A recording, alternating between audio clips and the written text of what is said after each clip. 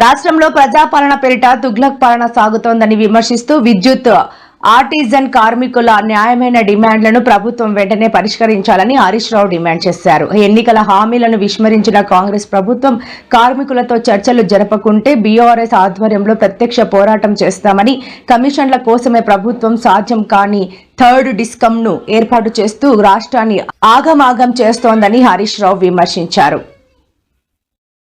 సుల్తాన్పూర్లో ఇల్లు ఊలగొట్టిండ్రు. పాపం ఒక చిన్న పిల్ల ఇంట్లోనే ఉన్నది, కొడుతూనే ఉన్నారు మిషన్. వాళ్ళు పాపం కట్టు బట్టలతో రోడ్డు మీద పడ్డారు. ఇంట్లో సామాన్ కూడా తెచ్చుకోవడానికి ఛాన్స్ ఇస్తలేరు. ఇంట్లో ఉన్న కుర్చీలు, గ్యాస్ స్టవ్, సిలిండరు అట్లనే పెట్టి కూలగొడుతున్నారు. ఇంత దుర్మార్గం ఆ శనివారం ఆదివారం చూసి కూలగొడతారా? హైడ్రా అంటే పేదల బతుకులు కూల్చడానికి పెట్టినవా రేవంత్ రెడ్డి? హైడ్రా అంటే పేదల బతుకులు కాపాడుతావా, పేదల బతుకులు కూల్చుతావా?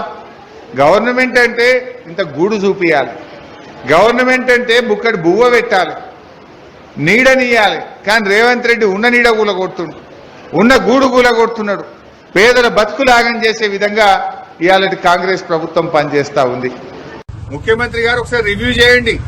ఎప్పుడు భూముల మీద రివ్యూ, కమిషన్ల మీద రివ్యూ, కాంట్రాక్ట్ల మీద రివ్యూలు చేస్తున్నారు తప్ప రైతుల మీద రివ్యూ చేసే టైం మీకు దొరకలేదు. పైసలు దొరికేది ఉంటే